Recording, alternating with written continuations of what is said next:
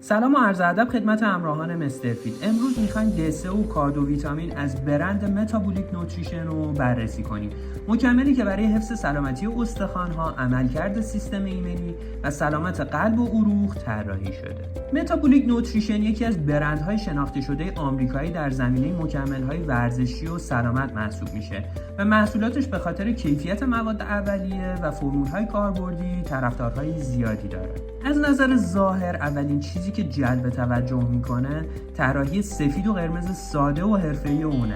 روی لیبل عبارت دسه و کادو ویتامین کاملا مشخصه و کاربردهای اصلی مثل سلامت استخوان، سیستم ایمنی و عملکرد عضلات هم درج شده.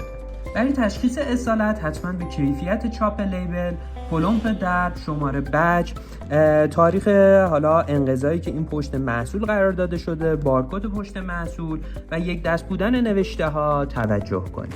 حالا بریم سراغ سابلمنت فکس. هر سروینگ یک کپسول گیاهیه و هر قوطی 90 سروینگ داره.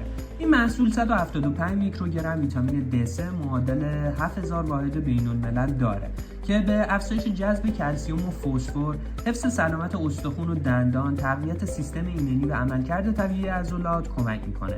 در کنار اون 200 میکروگرم ویتامین کادو هم درونش قرار داده که باعث میشه که کلسیم جذب شده رو به سمت استخوان‌ها هدایت کنه. از تجمع کلسیم در دیواره رگ‌ها جلوگیری کنه و از سلامت قلب و عروق و استحکام استخوان‌ها حمایت کنه.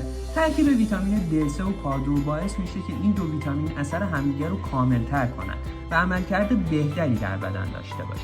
هر قوطی این محصول شامل 90 سروینگه و طبق دستور شرکت سازنده روزانه یک کپسول همراه با یکی از وعده‌های غذایی مصرف بشه.